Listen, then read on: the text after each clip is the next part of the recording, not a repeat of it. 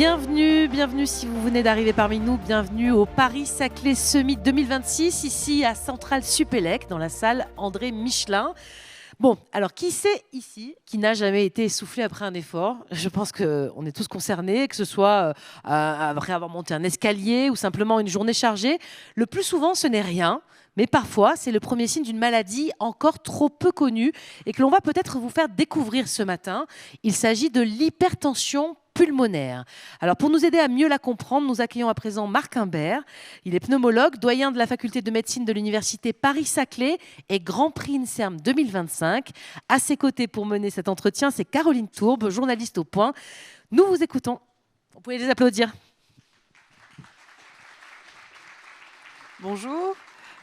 Donc oui, aujourd'hui nous allons parler d'une maladie rare en fait, dont vous avez probablement pas entendu parler, c'est l'hypertension artérielle pulmonaire. Ça fait partie de l'hypertension pulmonaire, mais c'est quelque chose de particulier, on y reviendra. Elle touche 15 personnes par million d'habitants à peu près, donc c'est une maladie rare, mais qui n'est plus orpheline. Et nous allons comprendre pourquoi. Il y a 40 ans, c'était une maladie aussi qui était presque synonyme de condamnation à mort. Les choses ont beaucoup changé. Et nous allons en parler. Et je suis très contente d'être avec vous, Marc Imbert, qui est un pionnier et un élément déterminant dans cette transformation de la prise en charge de cette maladie. Ma première question, elle est toute simple en fait. C'est qu'est-ce que l'hypertension artérielle pulmonaire, cette maladie qu'on ne connaît pas, en tout cas mal connue du grand public? Merci beaucoup pour l'invitation. On n'a pas souvent l'occasion de parler devant un public très divers et sur un plateau très ouvert sur la société, parce que nous nous occupons effectivement d'une maladie rare.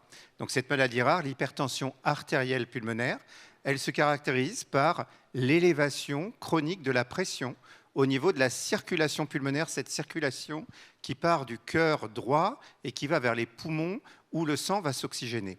Donc c'est ce qu'on appelait à un moment la petite circulation. Et normalement, c'est une circulation à basse pression, basse résistance et qui s'adapte tout à fait bien à l'effort. C'est-à-dire que le débit peut monter de 5 litres par minute à 25 litres par minute sans aucune modification des pressions.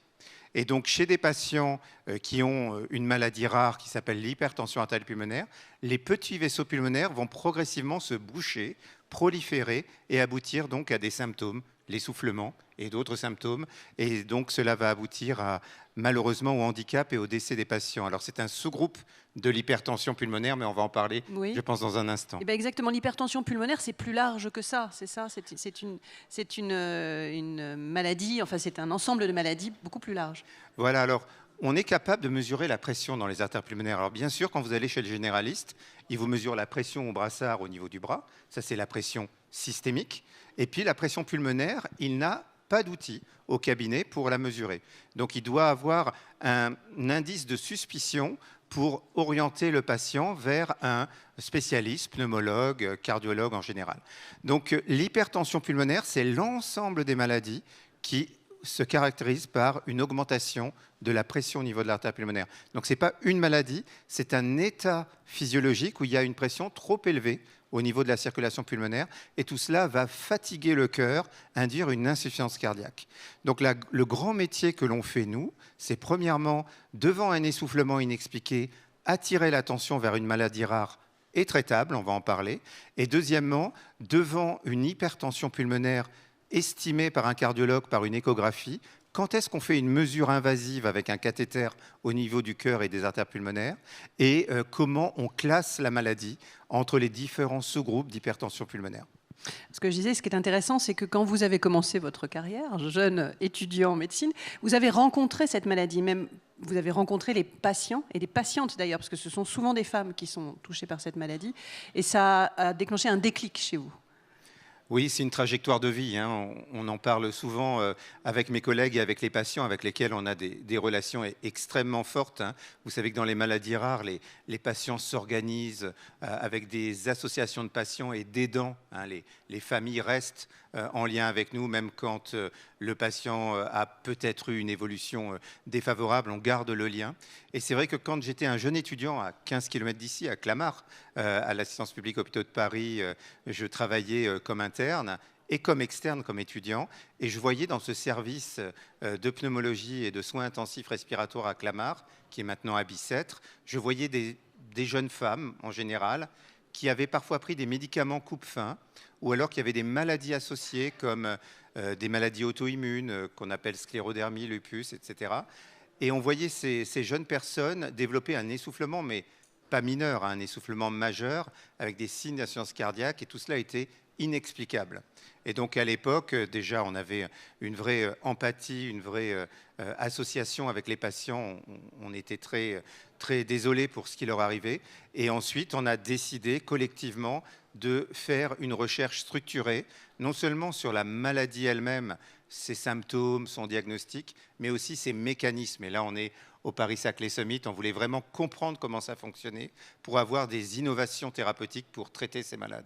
Alors il y a un premier point justement pour comprendre comment traiter ces malades, donc c'est comprendre la maladie. Vous êtes l'un des premiers à vous intéresser à l'inflammation dans cette maladie. Et d'ailleurs au début on ne vous prend pas vraiment au sérieux, on a l'impression que vous êtes parti sur quelque chose d'assez anecdotique. Dans les congrès, on vous réserve la dernière place pour parler. Donc au début on n'y croit pas trop et en fait... la suite va montrer à quel point c'était déterminant de s'intéresser à l'inflammation dans cette maladie. Merci. Oui, c'est toujours des histoires de chance et de rencontres. Moi, j'étais un jeune étudiant très intéressé par la science. Je ne suis pas à Paris-Saclay pour rien.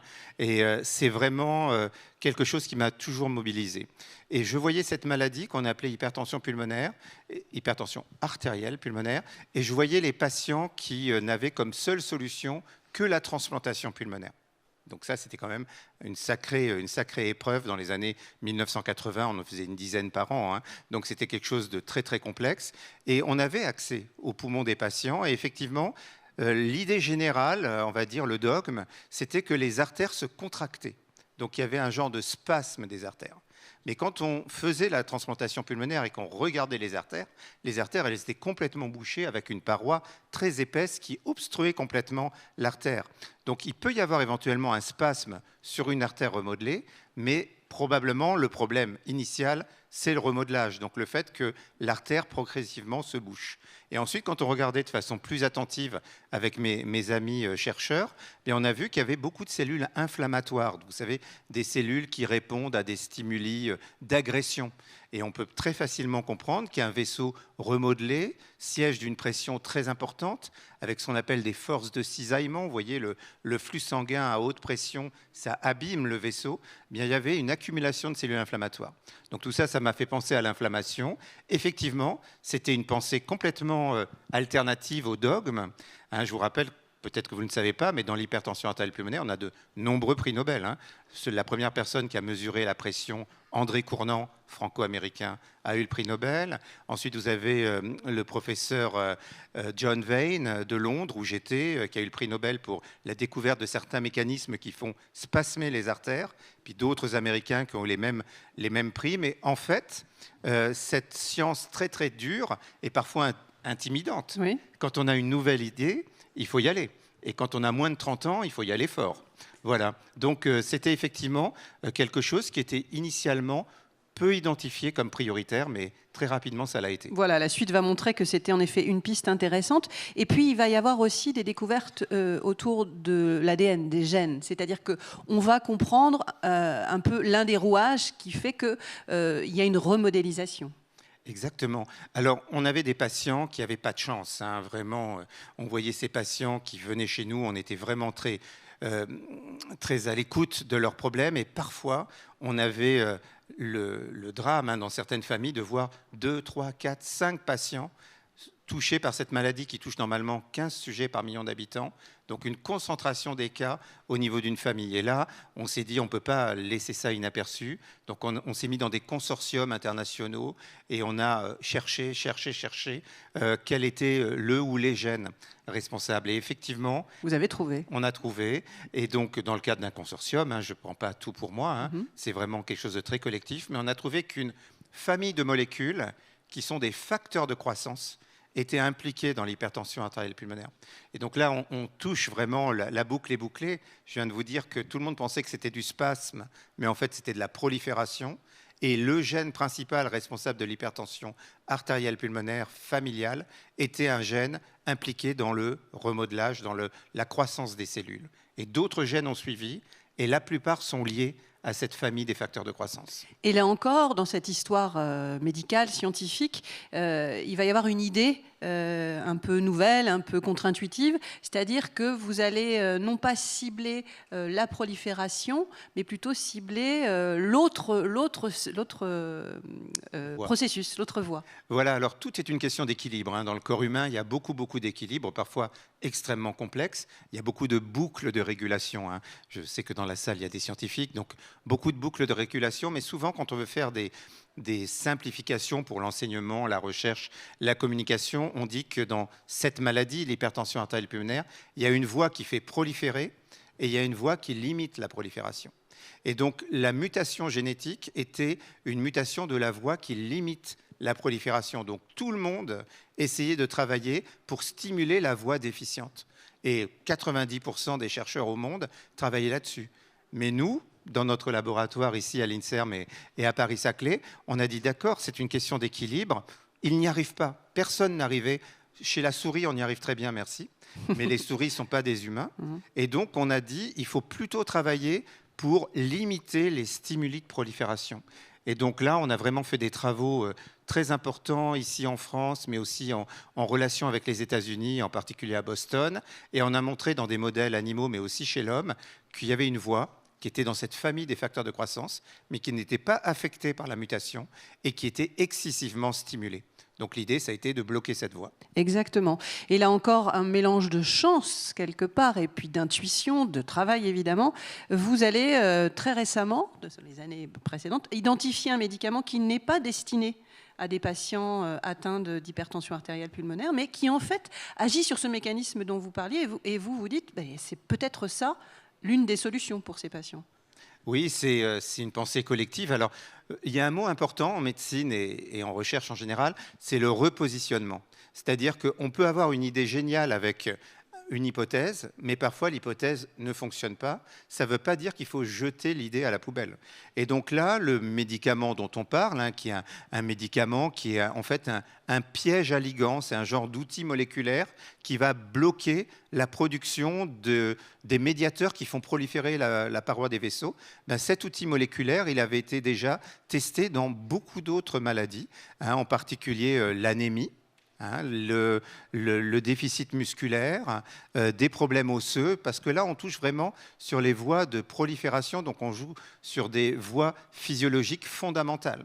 Et donc, plusieurs chercheurs tentaient d'utiliser cette molécule dans d'autres maladies, mais nous avons essayé de le positionner, je crois qu'on était la 5e indication possible, et cette 5e indication possible, pour une maladie très très rare, nous avons été capables, dans 8 pays, de mettre en place une étude qui démontrait la preuve du concept. C'est-à-dire que chez des patients qui recevaient l'intégralité des médicaments approuvés pour cette maladie, et il y en a, le rajout de ce piège à ligands permettait d'améliorer de 30% la résistance au flux sanguin dans les artères pulmonaires. À tel point qu'il a fallu interrompre l'étude en cours, c'est-à-dire que les résultats étaient tellement bons que c'était compliqué de continuer à proposer aux patients le traitement standard. Alors pour un médecin engagé comme moi, proche des patients, c'était quand même à la fois un rêve et puis un vrai problème éthique. C'est-à-dire qu'on a fait la première étude de preuve de concept. Donc ça, c'est une preuve de concept. On montre juste que la pression baisse. Et ensuite, on a développé des études qui sont des études beaucoup plus importantes, avec plus de patients, et qui permettent de voir si ce médicament couvre un problème non couvert actuellement. On est un peu comme dans les nouveaux traitements du cancer ou des maladies neurodégénératives.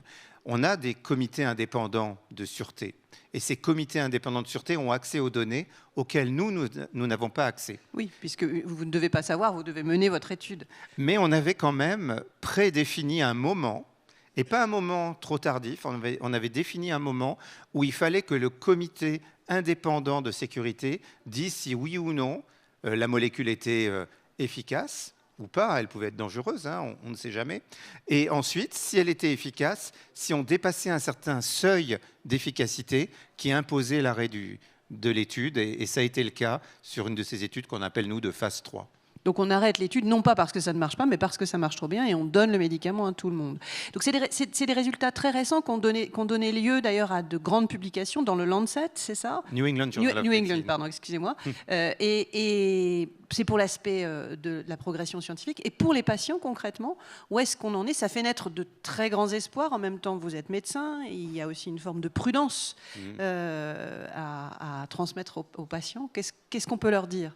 Alors, on est prudent, on est vraiment à l'écoute, ils nous posent des questions, on essaye toujours d'y répondre, mais de façon équilibrée. Donc, la première chose qu'on dit, c'est que tous ces médicaments nouveaux, il faut faire attention aux aspects de sécurité. Il y a toujours des effets secondaires, quel que soit le médicament, il y a des effets secondaires. Et donc là, on est extrêmement vigilant et on a une base de données de sécurité chez les patients suivis au long cours. Et il y a effectivement des aspects de sécurité qui existent. Et donc ça se contrôle, ça se suit et éventuellement, ça aboutit à des recommandations, des précautions d'utilisation. Ensuite, on leur dit que ce médicament est un médicament qu'on donne en plus de ce qui a été développé par nos prédécesseurs, les prix Nobel, etc. Parce que ce n'est pas un médicament qui a été testé tout seul. Donc, ce n'est pas un remplacement, c'est une addition. Et ça, c'est important parce que certains des médicaments qu'on utilise historiquement sont assez invasifs. Certains sont donnés par une perfusion continue, 24 heures sur 24, avec une pompe. Donc, alors que celui-ci, ce n'est pas le cas. Celui-ci, c'est une injection toutes les 3 semaines. Donc voilà, on est à la fois porteur d'espoir, mais porteur aussi de raison. Et pour revenir sur l'espoir, c'est-à-dire que quand même, chez certains patients, il y a eu, et patientes, il y a eu une transformation de leur vie. C'est-à-dire qu'ils ont retrouvé des activités.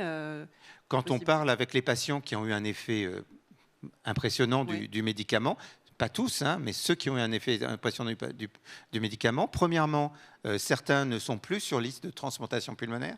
Vous avez compris qu'au tout début de ma trajectoire, de mon voyage, on n'avait que la transplantation pulmonaire à offrir aux malades les plus graves. Maintenant, on a des solutions thérapeutiques qui permettent d'éloigner, voire de ne pas considérer la transplantation pulmonaire.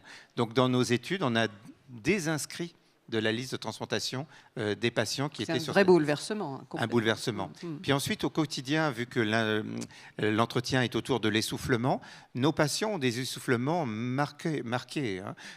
Beaucoup de sujets d'une vingtaine d'années ne peuvent pas monter un étage. C'est-à-dire que monter ces quelques marches est impossible pour eux. Et s'ils le font, ils peuvent faire une syncope, voire une mort subite. Donc on est vraiment... C'est une maladie très mystérieuse. Quand vous voyez les patients, ils ont l'air beaucoup plus en forme que moi. C'est-à-dire qu'au repos, ils sont jeunes, ils sont en forme, ils sont minces, ils n'ont pas de problème. Mais dès que vous les faites avancer un peu, ils sont bloqués.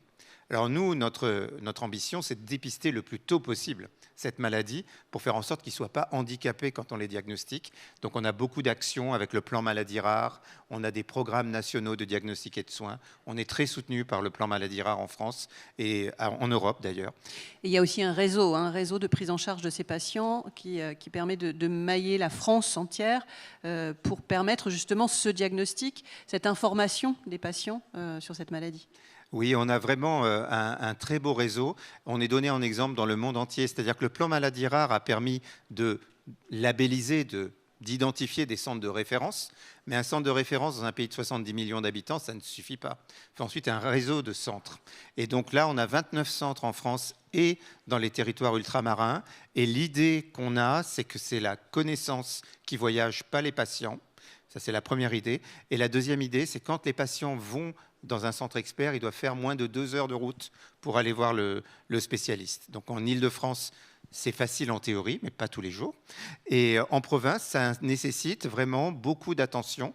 Et nous, à l'hôpital, donc à l'Université Paris-Saclay, à l'Assistance publique Hôpitaux de Paris, à Bicêtre, on forme les médecins français. Et tous les 6 mois, il y en a 1, 2, 3, 4 qui viennent se former pendant 6 mois et ils retournent dans leur centre avec de bonnes connaissances. On essaye de faire la même chose à l'échelle européenne. Il y a ce qu'on appelle les réseaux européens de référence. À l'heure où je vous parle, je devrais être en réunion pour discuter avec mes partenaires européens. Mais ça fonctionne, mais c'est un peu plus compliqué parce que bien sûr, la santé, ce n'est pas une prérogative de l'Europe, c'est une prérogative des États. Donc la France est donnée en exemple, donc ça vaut la peine de le souligner. Le temps passe à toute allure sur ce sujet. On a le temps peut-être d'avoir une ou peut-être 2 questions du public.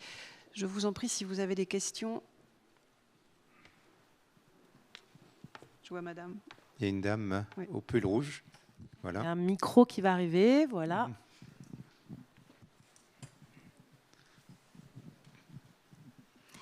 Merci. Moi, je voulais quelques précisions sur cette maladie. Elle intervient à quel âge? Est-ce qu'elle est ou maximale ou inexistante? Est-ce qu'il y a des gradations dans cette maladie? Est-ce qu'on peut être un peu essoufflé et est-ce qu'à chaque fois que ces patients se présentent en consultation, ils sont détectés mais pas soignés ou est-ce qu'il y a encore une incapacité à mettre un nom sur leur pathologie? Voilà, merci. Merci. C'est très important ce que vous venez de dire. Donc, premièrement, cette maladie peut toucher tous les âges de la vie, du berceau jusqu'au grand âge. Mais historiquement, les patients qu'on voyait dans les années 80-90 avec la forme typique de la maladie, la forme génétique en particulier, ils ont en général entre 20 et 50 ans et ce sont 2 femmes pour un homme. Donc ça, quand on parle d'essoufflement, de maladies graves et mortelles mais traitables, on induit de l'anxiété, hein, c'est sûr, surtout quand le symptôme, c'est qu'un essoufflement. Donc nous, on a vraiment une communication très forte auprès des médecins et de la société, c'est que tout essoufflement inexpliqué doit aboutir à un avis d'expert si on n'a pas une cause évidente à la maladie. Il faut savoir, hein, en 2026, un essoufflement, ça peut être une anémie, un essoufflement, ça peut être une insuffisance cardiaque du sujet âgé liée à des infarctus, des troubles du rythme, de l'hypertension systémique, puis ça peut être aussi une maladie respiratoire liée au tabac, liée aux allergies, etc. Donc nous, on a, et puis bien sûr d'autres maladies rares, mais nous, on a vraiment une communication très très claire, c'est qu'un essoufflement doit être expliqué.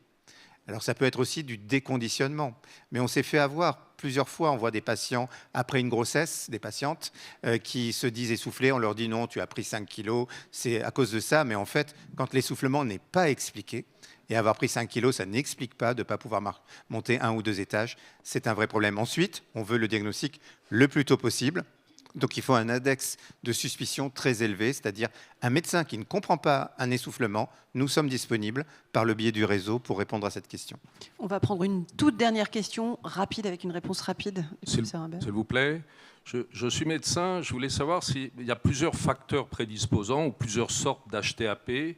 Est-ce que la composante génétique et quel est le pourcentage de composante génétique sur l'apparition de cette maladie HTAP? Merci beaucoup. Donc, l'hypertension pulmonaire, il y a plusieurs causes. Hein. L'hypertension pulmonaire, ce n'est pas une maladie, c'est une pression élevée dans les artères pulmonaires. Lorsque c'est une hypertension artérielle pulmonaire liée à la prolifération des vaisseaux, la forme la plus fréquente est ce qu'on appelle idiopathique. Ça veut dire sans cause identifiée.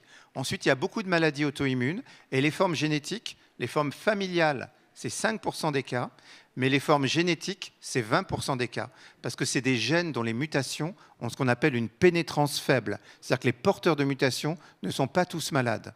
Donc on a beaucoup de formes, entre guillemets, familiales, avec un seul cas dans la famille.